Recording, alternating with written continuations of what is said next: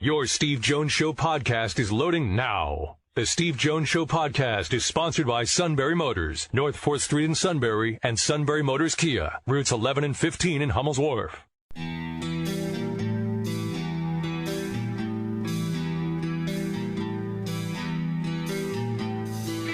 Sports talk where your voice counts. This is the Steve Jones Show on News Radio 1070 WKOK.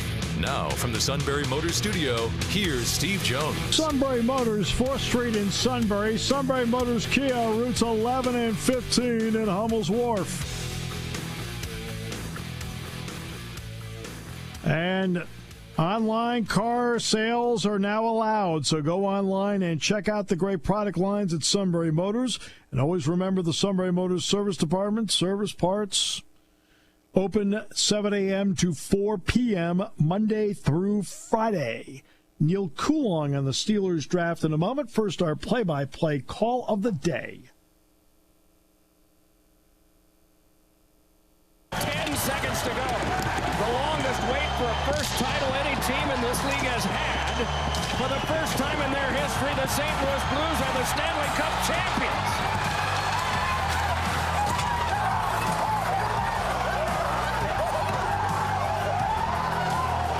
It is the last chapter in an incomparable storybook finish for them. Indeed it is, and they won it on the road. And to their credit, beat the Bruins in 7 games. They happen to be now we talk about the original 6, the new 6. When you look at the new 6, Flyers, Penguins, Minnesota North Stars, LA Kings, Oakland Seals, and the Blues. Obviously, the Minnesota North Stars, it's kind of convoluted with those. Obviously, the Flyers and the Penguins and the Blues and the Kings are still exactly where they were when they started in '67. Oakland couldn't really get going, became the California Golden Seals, then moved to Cleveland, then combined with the Minnesota North Stars, then moved to Dallas and won the Stanley Cup as the Dallas Stars. I feel like I'm just giving you a very convoluted roadmap here, but that's how it worked. All right. Okay. All right. I told Neal Coolong that he would come crawling back. And that is, I'd like to point out exactly what has happened. Neal, really, always great to have you back. Welcome. Oh, it's great to be here. Thanks for having me. I didn't know what to do with myself for a spell of time there. I wasn't even sure. I was just ranting in my head to myself. Welcome to what makes this show tick. That makes 3 of us. All right, so the Steelers already have their first-round pick, and that is an all-pro by the name of Minkah Fitzpatrick. In any given year, that would be a great first-round pick, and the Steelers already have that, and they've got a year under their belt with him, or at least 3/4 of the year. So now we get to round 2. What should the consideration be, in your opinion, in round 2 once we get to Friday? I think the positions I feel they're going to look at the most are going to be running back, offensive tackle, and probably safety, maybe. If not safety, then probably tight end. And I look at it more as, I mean, it's an 8-8 team. It was 8-8 with the worst quarterback situation in the NFL.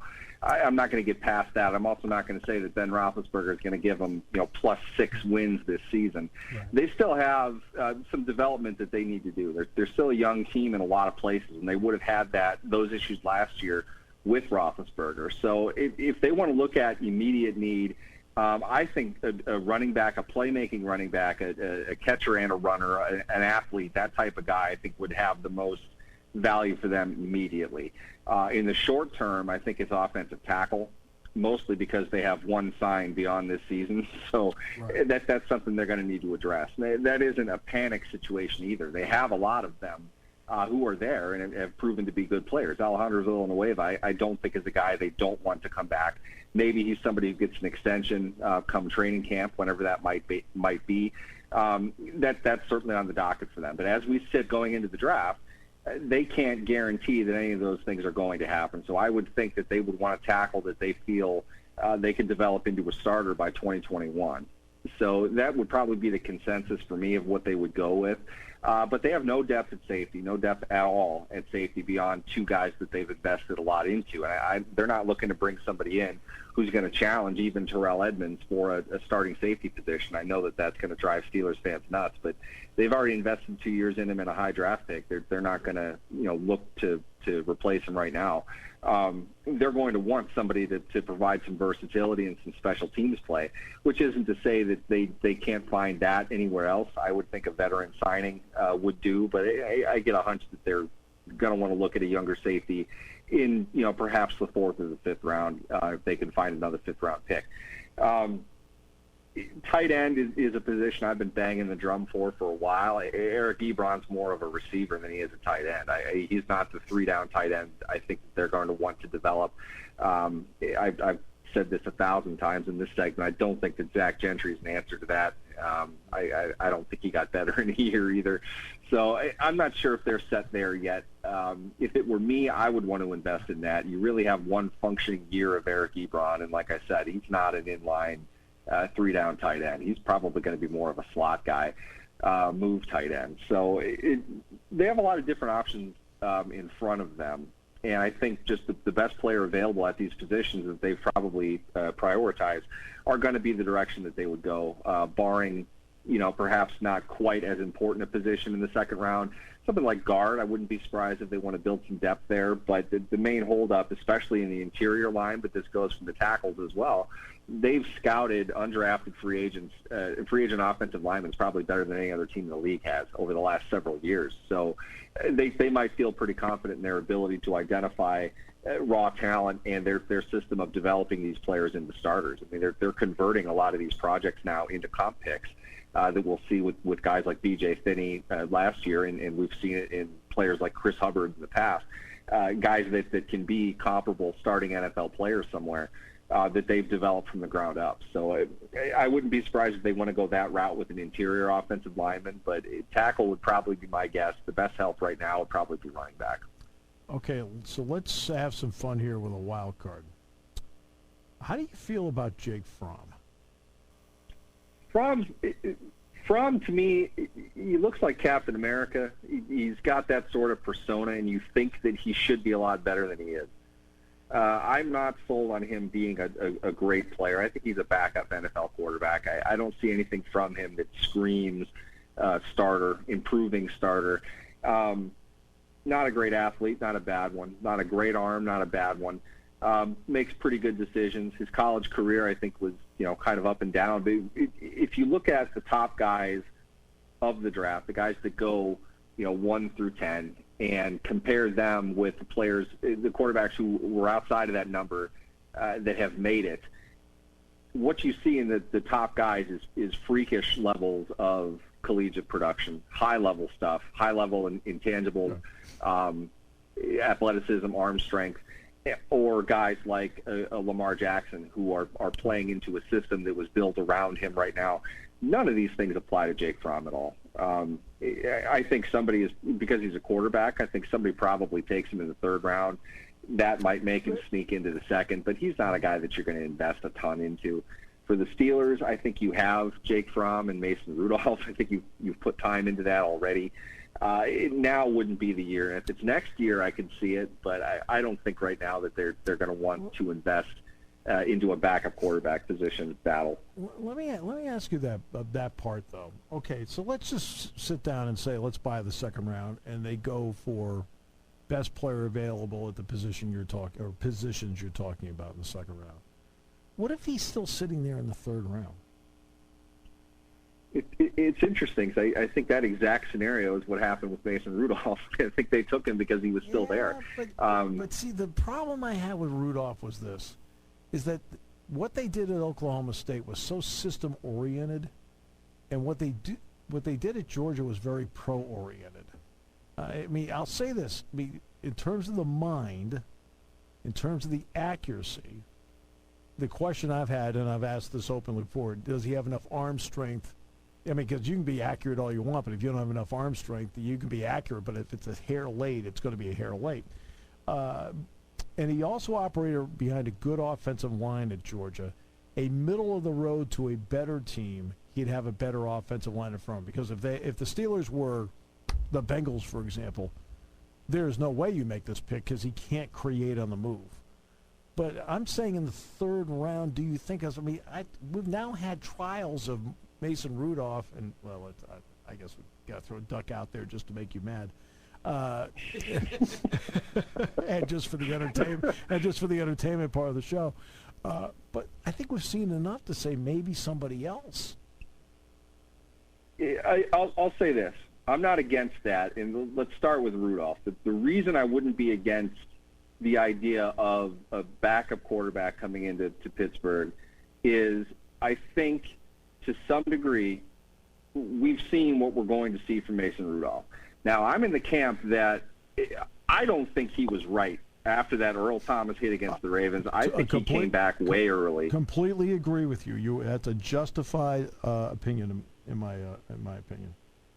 So he has a ton of bad tape out there. And the reason that Steelers fans everywhere gnash their teeth at the idea of Rudolph staying on the team is based on some pretty horrendous games where, honestly, it looked like he forgot what he was doing some of the time. I mean, he didn't look right to me at all. I was surprised they kept him out there as long as they did. Agreed. When he came back, and it's very limited, but when he came back against the Jets, game plan was clearly not to take any risks. Mason, don't do anything stupid. Get out there, just play smart, and he did that. He played within what they needed him to do.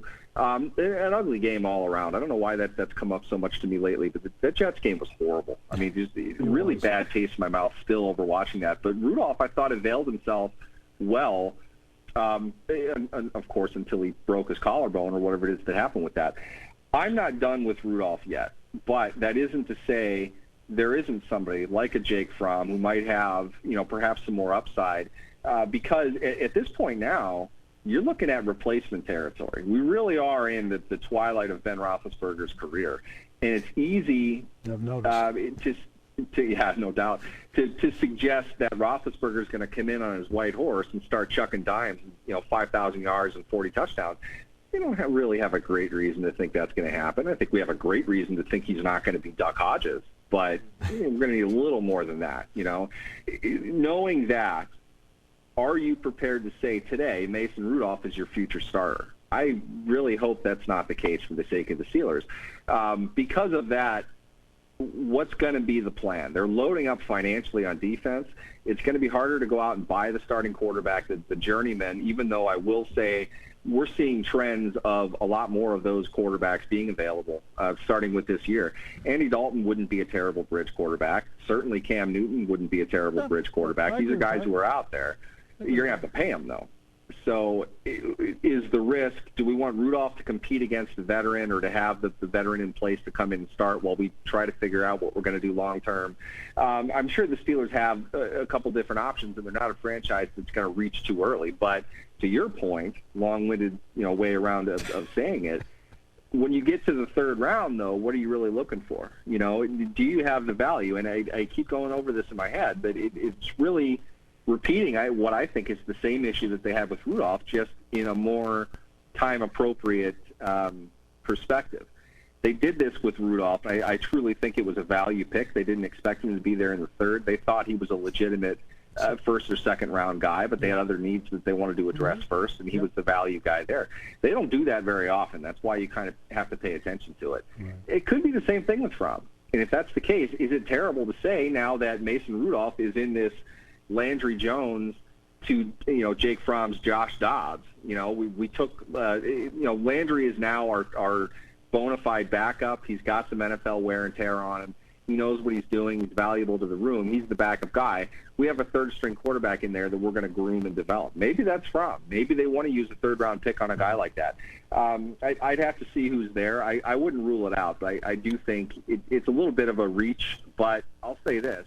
I'm not sold necessarily on Fromm even being a third-round guy. Okay. So if we get into him being a fourth-round guy, maybe that's a completely different conversation.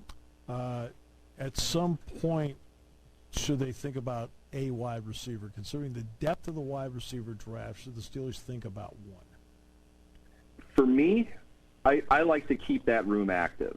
And you're in a situation where Juju is, I think, the same age as Deontay Johnson is, even though he's played a year more in the NFL. Right. James Washington is probably around that age as well. They're getting to the point where their experience is going to exceed their age, which I don't think has happened for them yet. That's a good place to be. You're also in an environment where you've got a new wide receivers coach, and the Steelers have done a great job letting receivers coaches come in and coach guys up, younger guys in particular, and get a lot of results out of them. They've really transitioned. So you have to look long-term, which of these guys are you going to keep? I don't think they even draft guys in the second or third round at the receiver position with the idea that all of them are going to sign. I think they want to lock one up long-term, which is probably Juju. Right. Long-term, though, I think Deontay might be a better receiver when the chips are down. Juju is a physical freak, but Deontay Johnson, we saw some things from him in the second half of the year were pretty high level. Mm-hmm. I mean, the kid's running great routes. He has a great feel for coverage, a great feel for the game. He's going to be good as well. So if you're doing that at that point, you've got James Washington. If he's in the final year of his contract, which he's not, I would definitely think that they should draft that.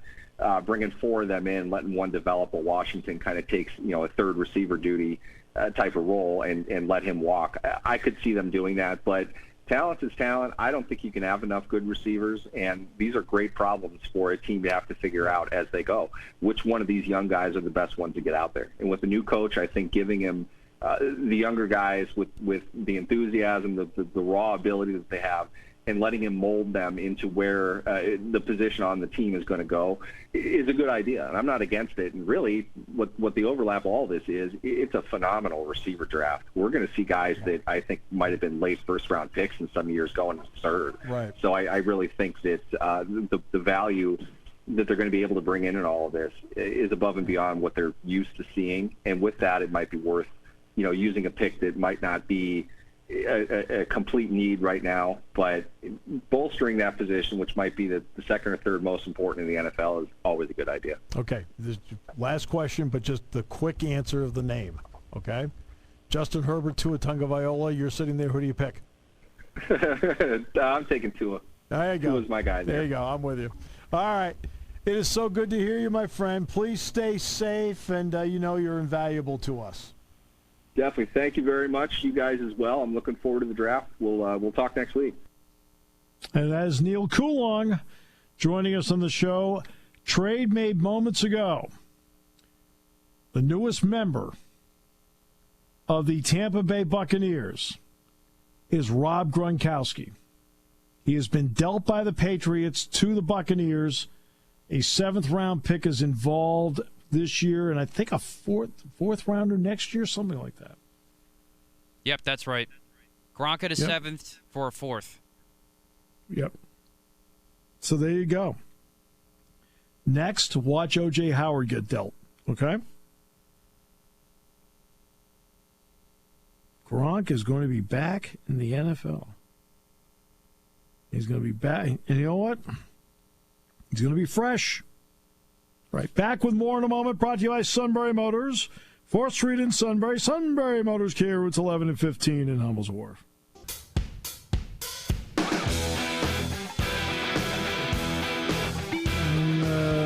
Today's show brought to you by Sunbury Motors, 4th Street in Sunbury. Sunbury Motors, Kia, routes 11 and 15 in Hummel's Wharf. Rob Gronkowski has 1 year, $10 million remaining on his contract. And so the report now is that Gronkowski has been dealt by the Patriots to Tampa Bay in exchange for a 7th-round pick. And so that's the story there. I think it's their 4th rounder that's also involved in this, but it's next year, I think. All right. The other big story, and this would affect, obviously, State College, Williamsport, potentially, we'll see, is the story that Minor League Baseball, which, look, everybody's in survival mode right now. that it looks like that they may have made a step toward agreeing to 120 affiliated teams under the new PBA. But Minor League Baseball released a statement 20 minutes ago. Recent articles on the negotiations between MiLB and Major League Baseball are largely inaccurate. There have been no agreements on contraction or any other issues. MiLB is looking forward to continuing the good faith negotiations with Major League Baseball tomorrow as we work toward an agreement that best ensures the future of professional baseball throughout the United States and Canada. So that's interesting. Taking your calls at 800-795-9565. This is The Steve Jones Show on News Radio 1070 WKOK. Now from the Sunbury Motors Studio, here's Steve Jones. Sunbury Motors, 4th Street in Sunbury. Sunbury Motors Kia, routes 11 and 15 in Hummel's Wharf. All right. It's always great to have guests on are good enough to be an outstanding head coach to win a national championship, then transition to be an outstanding broadcaster. And I can also say that along with Jack Ham and I, when we broadcast the Capital One Bowl when Auburn beat Penn State 13-9, and that defense didn't give up a touchdown that day despite having Larry Johnson, the defensive coordinator that day was Gene Chizik. Gene, welcome to the show. Man, it's great to be on your show, guys. I appreciate the invite. It's great to have you with us. All right, so let's start with this. Joe Burrow transfers from Ohio State to LSU, and he has a very good junior season. What allowed him, because everybody has to work hard to get to a certain point, Gene, what allowed him to go from a very good junior season to having the kind of signature season he had as a senior? Well, Steve, I think there's a couple things that really played into that. Number one, he's a grinder. He's a worker. He was a grad student, in essence, at LSU, and he really approached it like an NFL quarterback. He went in early in the morning. He didn't have to really worry a whole lot about school because he was a grad student. He grinded on football. He put in the time. He put in the effort.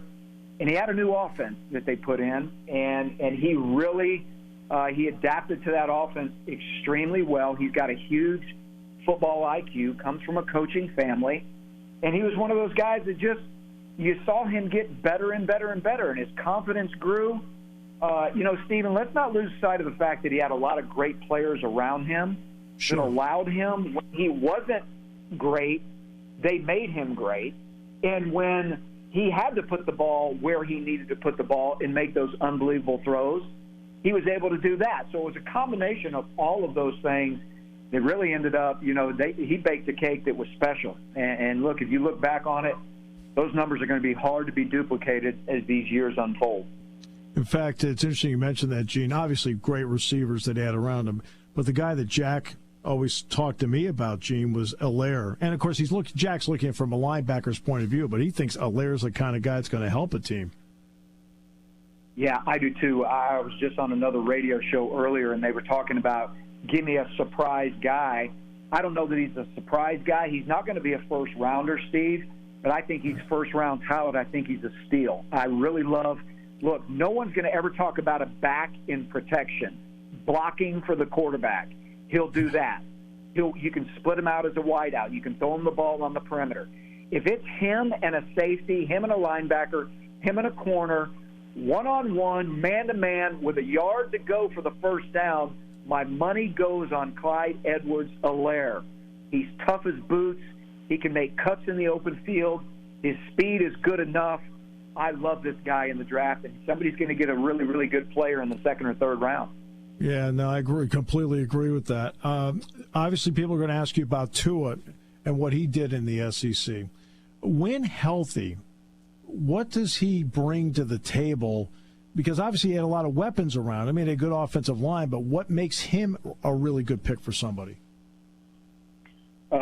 Well, he's going to make somebody a great pick. And look, I don't have all the evidence in front of me with his health and all those things, but when I look at quarterback, and Steve, I've had 5 first-round quarterbacks on my team through the years, from Dante Culpepper way back in the day to Vince Young and Cam and everybody else, right? So I see a guy right now who is to me, a great quarterback makes great decisions. That's number one. Number two, he's accurate, okay? If you don't have those two things, you can't be a great quarterback, period. That's right. All right? He makes great decisions. He's accurate, and he's tough as boots, man. He's got leadership ability. He can throw guys open. He puts balls in small windows, which in the NFL, if you don't do that, the ball is going to be picked and going the other way. So I just think I've seen it over and over from him. He's tough. He can escape. He can throw. He's got a better arm than people think he does, but his accuracy is unbelievable. He's got the it factor, and if I'm Miami at number 5, unless you've got tangible evidence that he is going to have, major issues with that hip, it'd be hard for me to turn him away from the table. I want to get to another guy, too, and I know he's from Clemson, but Isaiah Simmons. What does it mean, as somebody who knows defense as well as you do, when you have a guy that appears on the surface to be a really good 3-level player, and Simmons looks like he has a chance to be can excel at all 3 levels? Let me tell you, Steve, you talked about that Penn State bowl game where we played. We had a guy playing for us then named Carlos Dansby. Oh, yeah. Carlos went on to have about a 14-year career. And I'm going to tell you something. Simmons reminds me of Carlos Dansby. This guy's got range. I've seen him play the deep middle third. I've seen him play man-to-man on a wideout with some help. I've seen him rush the passer as a defensive end. This guy, like you said, plays at all levels of the defense. This guy is a game changer for a defensive coordinator. You know why? I can bring him on pressures. I can get him one-on-one matched up with tackles and guards. I can drop him into coverage. Oh, by the way, I can look like he's blitzing, and he's the middle third, deep third player, which allows somebody else to be disguised in the pressure. I think the guy is going to make a defensive coordinator so versatile in the way he calls defenses, because you can literally put this guy everywhere on the defense in 9 positions except corner. And even at that safety spot, he can close. I mean, I saw him on a couple of tapes close. And he plays the ball so well in the air, Steve. He's got great judgment on the ball. He's like a center fielder in baseball that can collapse on a ball and track it down. He can tackle people in open space. His body is big and athletic, and he can control it. He's just a phenom right now. When you put on the film, what I was so shocked about watching him on film was how many different things Brent Venable was able to do with him. And trust me, the coordinators in the NFL right now are licking their chops with the possibility of having him on their defense for sure. Obviously, I saw a lot of Chase Young because of the Ohio State-Penn State games. When I've watched the tape, I've noticed he's had not just 1 or 2, but he's got like 3 or 4 counter moves, which I think is unusual for a college player. What do you see? I see a lot of natural knack that's hard to teach, Steve. Yeah. That's, to me, what makes him very different. There's some guys right now that just can't – they don't – look, I'm not a guy that believes you can have 5 great moves. I could be wrong. That's my belief. I think that guys have usually 1 or 2 go-to moves, and they can counter off those moves. I agree with you 100%. When I watch Chase Young, not only do I see a 6'5", almost 275-pound, long, athletic guy that looks like he's a very smart player, I see a guy that carries with him a huge toolbox, and he knows how to use those tools on offensive tackles. He's not a one-dimensional guy. He's not going to go speed to power, and that's the only thing he can do, or, just a speed rush, rip the corner. He's got a tool belt on him, and his ability to use all of those tools is different than most college players that you see. You might see it at a defensive end position in the NFL after they've been there 6-7 years. This guy's got it now, and he's a phenom. Do you have a feel, Gene, for Yetur Gross-Matos here at Penn State? I do. I love watching him play. Again, he's probably going to be a later first-rounder. When I say later, I don't mean 32nd pick. I mean, I could see him going in the bottom half of the first round.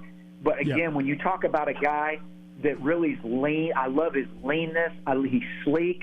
You know, guys are going to be able to do a lot of things with him, Steve. He can drop into coverage. He can speed rush the corner. I think his best days are ahead of him. I still think he's going to continue to get physical. He's going to continue to get stronger. He's going to continue to up his game in terms of building the tools that he needs to be a phenomenal pass rusher. But I love the way his first step is.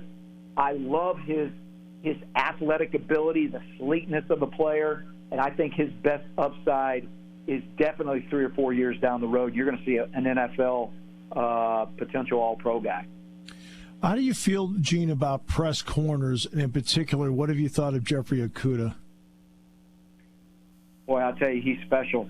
He's something else, man. He is really special, and they don't come along. Again, I've had 3 Thorpe Award winners that I've coached on my defense, and the thing that was common about all of them, they were all different, but the one thing they had in that was something that coaches like to say they teach, but you can't, that's great anticipation, great ball skills. When the ball is in the air, he knows how to go get it. He's got great ball skills. He's got good size. He's got that great anticipation where corners just feel it. They know the ball's coming. They can feel the route. They know how to anticipate, get jumps on the ball, and that's what Okudah does. He is as good as I've seen in a long time. He's the total package when I watch him on film. One final question, because I know I do have to let you go as much as we're all enjoying this, and that's on the depth of the wide receiver draft. There are a lot of guys in this draft where you could get maybe a guy in the early 3rd round that may have been an early 2nd rounder a couple of years ago. What are your thoughts on the depth and the quality of depth of the wide receiver group, Gene? Well, it's unbelievable. I mean, if you just look in the 1st round right now, you're looking at the Jerry Judys and the Justin Jeffersons. You're looking at the Henry Ruggs. I mean, there's a bunch of those guys in the 1st round, and then all of a sudden, you go to the 2nd and 3rd round. I mean, think about the guy you got at Penn State right now, and KJ Hamlin. I love that guy. He's going to be a slot receiver. He's going to make some noise in the NFL. Let me tell you, people don't realize the importance of a great slot receiver that's a blur. This guy can run. He's great with the ball in his hands. He's going to be a special teams guy. But I could go down and probably name 3 or 4 of those type guys in every round in addition to the 1st round. So I love the depth of the wide receiver class. Absolute pleasure, Gene. Thank you so much. Really appreciate your time and really have great appreciation for your work. Thanks, Steve. I appreciate you guys having me on, man. Gene Chizik, SEC Network, former head coach at Auburn, Iowa State, won a national championship in 2010 with Auburn. We'll come back, wrap it up in a moment on News Radio 1070 WKOK.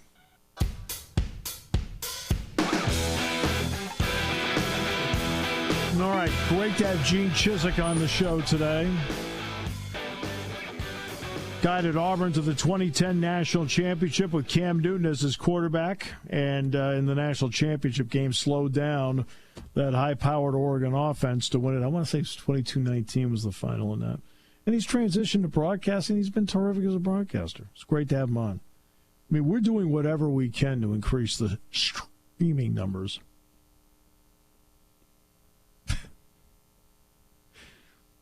I think we ought to do an on-air poll. I have an idea for an on-air poll. Okay. Would you put your kid in an Eagles onesie? See how that goes.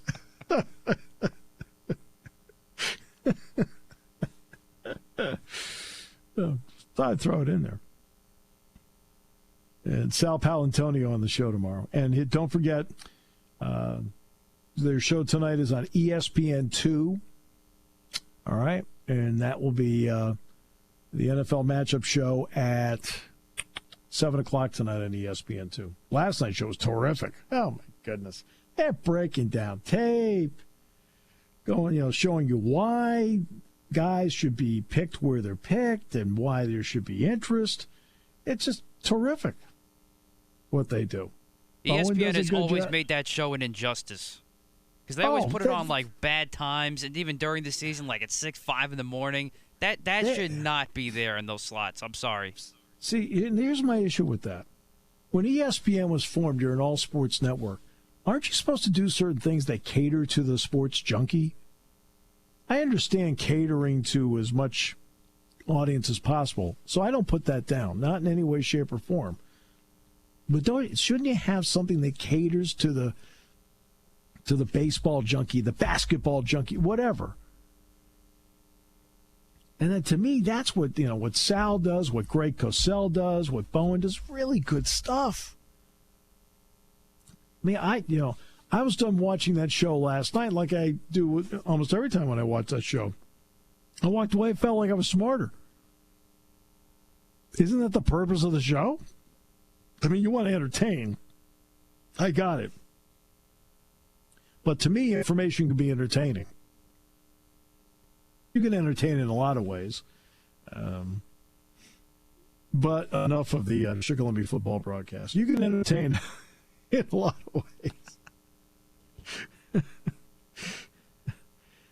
Oh, so many times you listen to those games and, okay, when's the Chief going to talk? Just kidding. But the information can be entertaining. I sat there and just watched it. I was just fascinated watching it. Fascinated. And they'll do the same thing again tonight at 7 o'clock on ESPN, too. So I get the note from Matt. He says, Sal would like if you threw a couple promos in there. And like I said, well, that's easy. I love the show to begin with. That's my kind of show. Now, it's not, again, you've got shows for different tastes, but I agree with you. I think what they've done with that is they've stuck it in spots where you're like, oh, okay. A show like that, you shouldn't have to work hard to find. That's my opinion. When it's that kind of quality, I mean, that's a quality show. And we'll have Sal on tomorrow at 4:06. Jerry Dulac at 4:06 on Thursday. And Jerry, of course, has done a lot of work over the years for the Post-Gazette, and now does a lot of work on the Steelers Network. And again, he's another one of those guys who's a terrific writer. It's made a great transition into the broadcasting world. It's been great. It's been terrific. Now, the story on minor league baseball is there was a story put out today that minor league baseball, look, let's be honest about it. A lot of people are in survival mode right now, and that includes baseball. And the story came out today that the minor league baseball had agreed to the 120, which means 42 teams would be knocked out. Okay. But minor league baseball then came out after this and said, well, hold on a second here. Hold on. They're going to negotiate tomorrow. But there's no deal reached. And that's something that, again, the statement minor league baseball put out, because this obviously affects Williamsport, it affects State College and others, okay?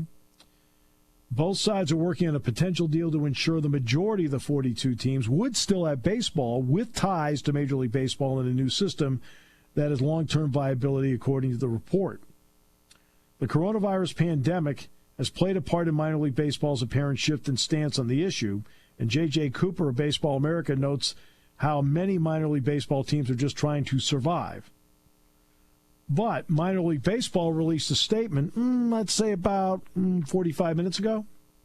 Recent articles on the negotiations between minor league baseball and Major League Baseball are largely inaccurate. There have been no agreements on contraction or any other issues. Minor League Baseball looks forward to continuing the good faith negotiations with Major League Baseball tomorrow as we work toward an agreement that best ensures the future of professional baseball throughout the United States and Canada. So we'll leave it at that for now. All right. It's good to hear Joe Lorg on the show today. It was good to hear Neal Coolong on the show today. And don't forget, you can go to WKOK.com. Check out the Steve Jones Show podcast, because you want to know why? You want to know why that's important, Matt? Why is that? Kicks up the streaming numbers. He's sitting at home right now. He's just shaking his head. Can't believe I'm listening to this. That's our guy. That's our guy. All right. And our thanks to all the people that have let us know how much they enjoy the fact that we're doing this show and bringing some sense of normalcy and information. Thank you for all the comments that I know I've received. Matt, I'm sure you've received many as well. Yes, absolutely. Thanks to everybody on all sides of this. Yeah, on all sides of it. All sides. You've all been not good. You've all been great. Today's show brought to you by Sunbury Motors, 4th Street in Sunbury. Sunbury Motors Kia, routes 11 and 15 in Hummel's Wharf. Remember, online sales now open. Go online, Sunbury Motors. Check out the great product lines, the great deals. And don't forget the Sunbury Motors Service Department open 7 a.m. to 4 p.m. Thanks to Neal Coolong. Thanks to Gene Chizik. Thanks to Joe Lorigan. Thanks to you here on News Radio 1070 WKOK. When it comes to car buying, there's the other guy's way, and then there's the SMC way. The other guys force you into a vehicle you really don't want. The Sunbury Motors way lets you take the time you need to browse, ask questions, and take the test drive and think on it. For over 100 years, the Mertz family and all their employees have made your experience the most pleasant one you'll ever have. The other guys won't offer you the best price for your trade, no matter how much they say they will. The SMC way is their promise to provide you with the most money the market shows your vehicle is worth. The SMC way is to offer you all applicable factory rebates on new vehicles and generous discounts. Looking for a pre-owned vehicle? The SMC way checks each vehicle in a 200-mile radius to determine the lowest price, then beat it. It's the lowest price promise, just part of the SMC way. The choice is up to you. The other guy's way or the SMC way. The SMC way wins every time. Sunbury Motors Company in the North 4th Street Auto Plaza, Sunbury, and at sunburymotors.com. Selling more cars and satisfying more customers for over 100 years.